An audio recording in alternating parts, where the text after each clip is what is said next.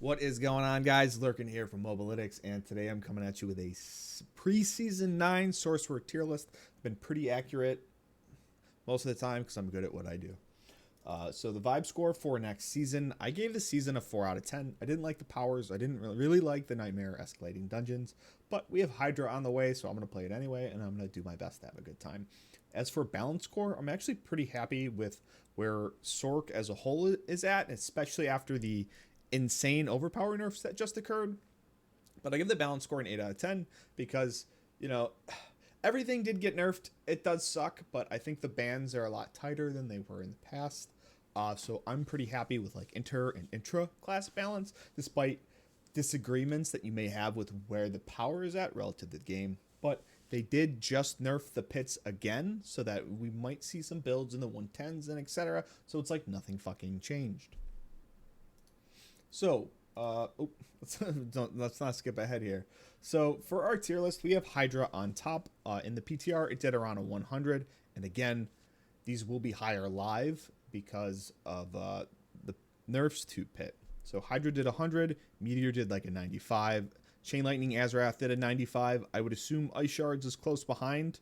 It's only ever a little bit worse, so maybe a 93. I'd give Blizzard probably a 92 or a 91, something of that sort. Fireballs in between an 85 to a 90, depending on layout. It can't do pit well. It's just more of a bosser build. Ball Lightning was like an 85. Inferno was like a 90.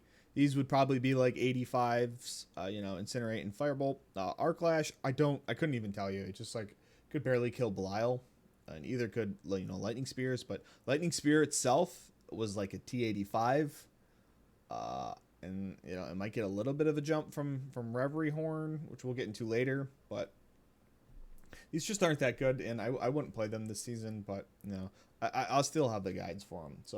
So I think Burn Hydra is going to be king next season. So let's talk about the nerfs and let's talk about the buffs. So first, let's talk about the nerfs. So fixed an issue where Serpentine Aspect allowed you to summon an additional Hydra. We were getting 3 Hydras out instead of 2. So, if we were dealing 150 damage, now we're only going to do 100 because we only have 2 Hydras. But, and then also Serpentine was nerfed. It went from 2.5% down to 1.5%, and it's still extremely strong. This thing used to get to around 15, 16, 1700%, but now, oh, God forbid, your aspect on your staff is only going to get to 1,050% multiplier when, if you put shredding blades on your staff, you get 70%. So I'll take 1,000. I'll count my blessings here that it wasn't nerfed down to 0.5%. Just be thankful. But to sort of offset these two nerfs, we lost damage here, we lost damage here. So Reverie Horn, which is one of the gems, went from 30 to 50%. That'll help the mobbing. So we have a nice 50% damage boost to our mobbing. And then we have Tyrant's Bane. So after you deal damage over time to an enemy, they take 0.33% more damage over time forever. So you combine these two, you got your mobbing 50% damage. And then this can get up to 300% damage. It's just going to take a long time to stack up. And when's that perfect? When you're killing bosses. So that's why I think Burn is just the better setup. They did make some buffs to, I think, Invoked Hydra, where they gave it 50% crit strike damage, but Burn just has better multipliers. Combustion's higher, Burning Instinct's higher, Engulfing Flames, Endless Pyre. It's just a lot more multipliers, and it makes a huge difference. And then Ophidian Iris as well was changed. It no longer has Devouring Blaze or crit chance. It has ranks to Primordial Binding or ranks to attack speed to enable you to build burn or build crit. I think this season it's 100% a burn season for Hydra. Next season we may be able to reevaluate, especially with what seasonal powers we get and stuff. But right now it's burn. And there's a few ways to spec it. There's some Harlequin Crest, Firewall or Firebolt setups. And then there's also a much sweatier, Ice Shards, Ale of Verglis setup with it. So I got the guides for both and Hydra Hawktua, but next let's move on to Meteorites. Meteor's really strong. Unfortunately, we're not able to slot Teleport enchant this season. It's in the guide why we can't. The infusion, we need a Meteor enchant. We need a fire enchantment just to cheese our infusion damage. It's a whole lot, but we put Shattered Stars on the staff. we get a huge value of our meteorites, and then when Inferno is active, our meteorites deal 540% more damage.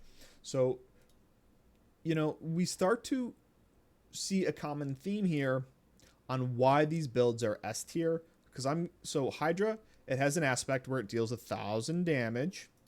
Then for Meteor, it's got an aspect where it deals 540% damage. It's got a pretty decent key passive now with Ace's Ferocity, 75% damage, 40% crit strike chance. And then, like, let's look at Azurewrath.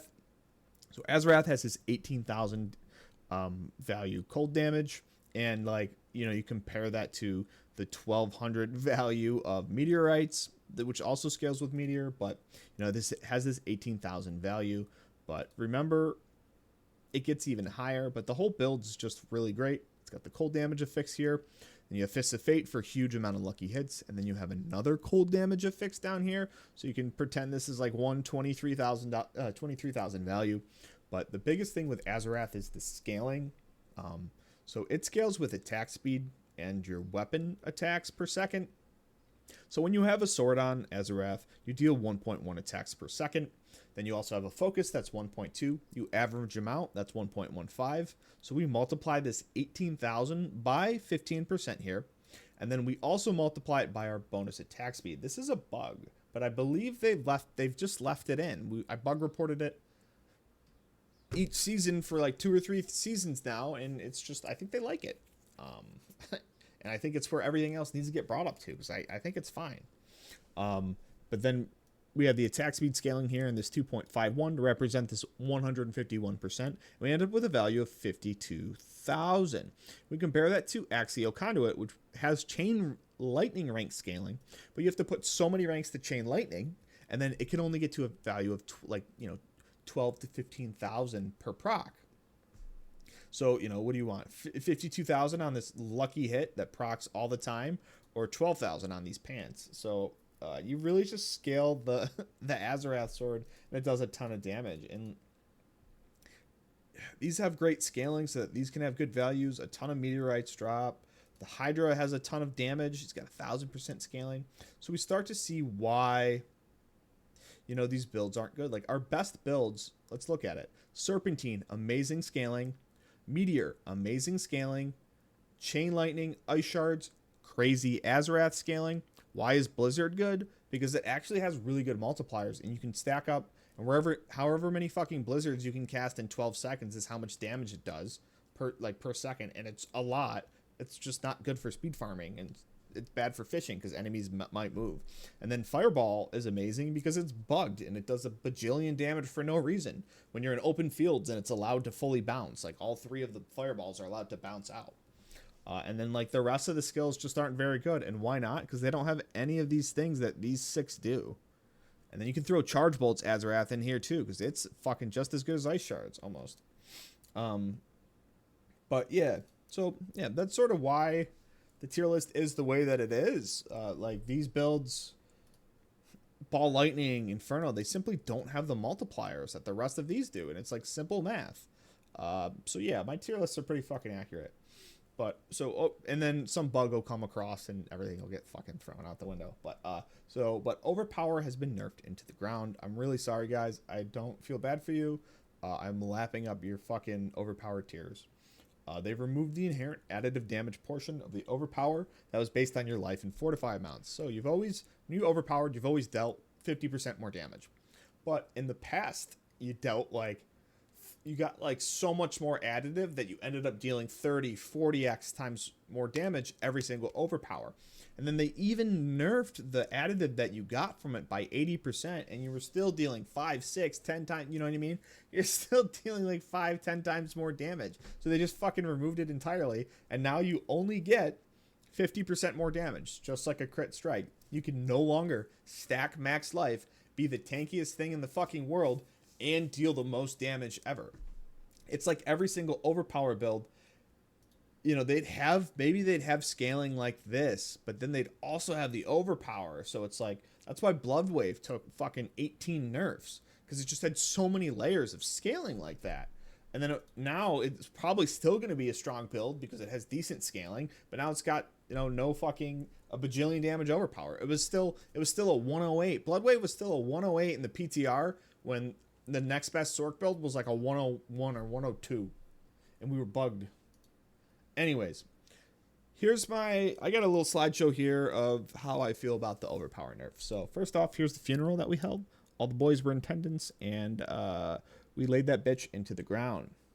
Next is I hit up my Star Wars homies, and they helped me out. Everyone was in attendance. Even Jar Jar came. He was super stoked. Overpower got nerfed because Misa no likey. Let's see. Let's go next. Everyone I knew was happy. We held some parties. It was really good.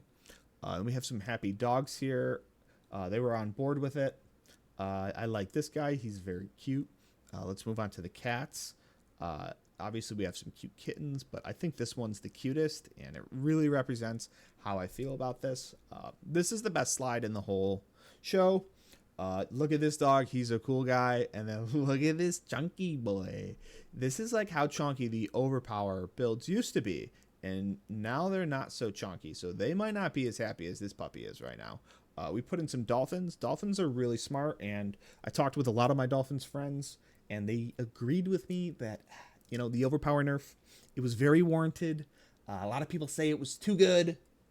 And now it's gone, and it's just some absolute cinema that they finally nuked it into the ground. And a lot of people are bitching and moaning, and I get it, because a lot of the builds didn't receive any compensation, but I really don't give a fuck. Sorry. All right. Check out Hydra Hawk Tua on the Sorc tier list. I'm going to be continually updating it and making sure it's up to date with the meta as the week goes on. There's a lot of variants I want to do with it because I'm not exactly sure the best way to build it. But yeah, check out. I recommend this season. I recommend Hydra for pit pushing. I recommend Chain Lightning Azurewrath for speed farming. And then I recommend Meteor if you just like Meteor and you want something that's kind of strong and looks fucking sweet. Meteor's more of like an aura build. Like if you're playing Meteor, you're like the guy from solo leveling. You got a lot of aura. And you ain't no bitch. But all right, I'll catch you guys.